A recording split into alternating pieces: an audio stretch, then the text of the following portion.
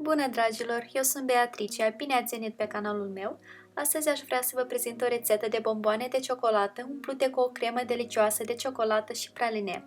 La canal există deja o altă rețetă de bomboane de ciocolată cu o altă umplutură, în care am vorbit deja despre multe nuanțe și aspecte importante. Astăzi însă aș vrea să explorăm nu doar o variantă nouă de umplutură, dar și o nouă tehnică de preparare. Haideți să începem! Pentru început vom pregăti umplutura. Pe o baie de abur vom topi împreună ciocolata și frișca lichidă.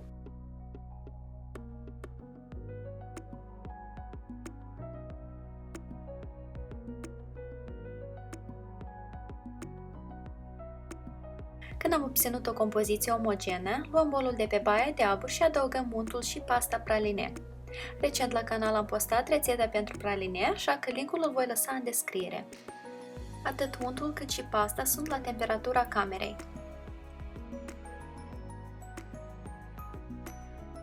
Umplutura este gata, o transferăm într-un poș de patiserie și o dăm la frigider pentru a se întări puțin.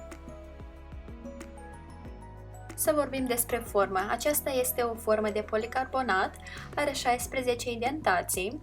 Puteți folosi și forme din plastic, puteți folosi și forme din silicon, însă nu veți obține același luci ca în cazul unei forme de policarbonat sau plastic. Înainte să lucrăm cu ea, forma trebuie lustruită folosind o bucată de vată. Acest lucru ne va ajuta să redăm bomboanelor un luci mai pronunțat. Pentru a colora bomboanele vom avea nevoie de puțin unt de cacao topit. În funcție de câte culori vrem să folosim, distribuim untul în mai multe vase. Untul de cacao se colorează doar cu coloranturi liposolubile, adică făcute pe bază de grăsimi. Puteți experimenta cu nenumărate culori și diverse intensități pentru un aspect mai interesant. Un aspect important de reținut este că untul de cacao trebuie răcit până la temperatura de 27 de grade înainte de a-l aplica. În așa mod, el se temperează.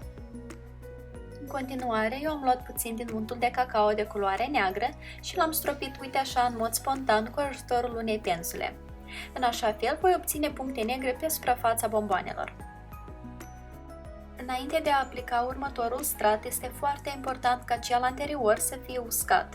Și nu uităm de faptul că temperatura untului de cacao trebuie să fie menținută la 27 de grade. Aplicăm următorul strat și din nou așteptăm să se prindă. Acest lucru nu durează mult, se întâmplă practic în doar câteva minute. La această etapă nu există alte reguli, cu fiecare strat puteți experimenta cu mai multe intensități și culori. Nu este neapărat să le aplicați peste tot, deci puteți să încredințați totul doar imaginației.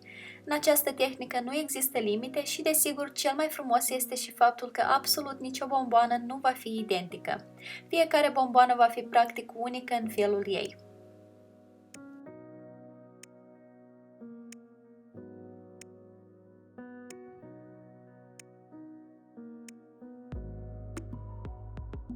După ce am aplicat straturile de unt de cacao, este foarte important să curățăm foarte bine forma.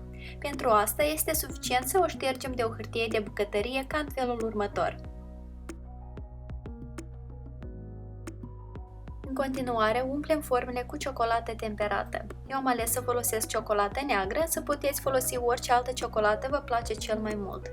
Totul despre cum și de ce se temperează ciocolata veți găsi într-un video separat la canal.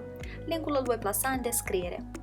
Cantitatea de ciocolată de care veți avea nevoie pentru a umple formele va depinde în mare parte de numărul de indentații și volumul lor. De data aceasta, eu am avut nevoie de aproximativ 250 de grame de ciocolată. Lovim forma ferm de câteva ori pentru a elimina bulele de aer din interior, după care o ridicăm și o întoarcem pe partea opusă.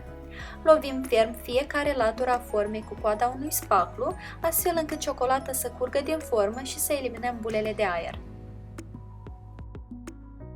Păstrând forma cât de dreaptă posibil, trecem cu spaclul ferm pe suprafața formei, întoarcem forma și din nou curățăm forma cât de bine posibil. Acest lucru este foarte important pentru că altfel bomboanele s-ar putea să iasă mai dificil din formă la final. După cum vedeți, o mare parte din ciocolată s-a scurs, o strângem pe toată și o vom putea tempera și folosi din nou mai târziu. Fiecare indentație a formei are acum un strat subțire de ciocolată, iar acum vom lăsa ciocolata să se prindă timp de jumătate de oră sau poate și mai mult, în dependență de temperatura camerei și așa mai departe. În general, atunci când lucrăm cu ciocolata, temperatura camerei nu trebuie să fie mai joasă de 18 grade sau mai înaltă de 22 de grade. Când ciocolata s-a setat, umplem bomboanele cu crema pregătită mai devreme, lăsând aproximativ 2 mm de la marginea de sus.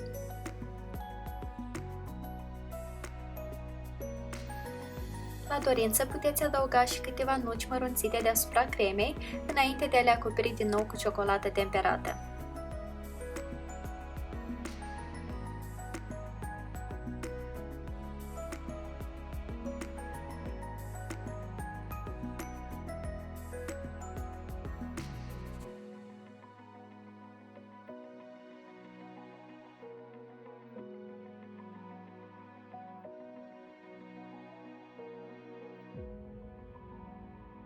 Lovim forma de câteva ori pentru a distribui mai uniform ciocolata și trecem cu spaculul pe suprafața formei pentru a elimina excesul de ciocolată. Ne stăruim să o curățăm cât mai bine, însă nu trecem cu spaculul de prea multe ori pentru că de fiecare dată stratul de ciocolată devine tot mai subțire.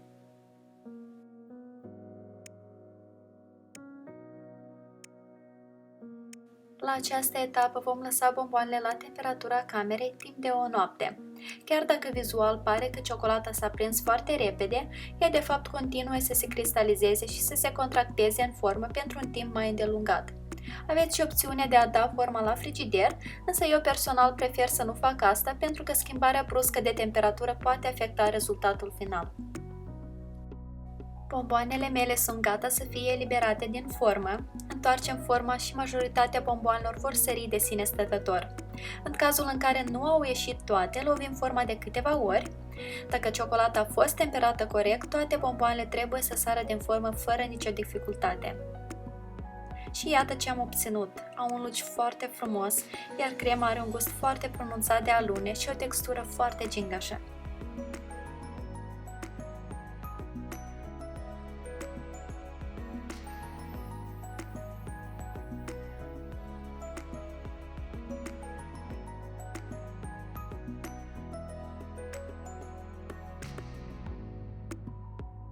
Lista la toate ingredientele folosite, precum și linkurile menționate în acest video, le veți găsi în descriere.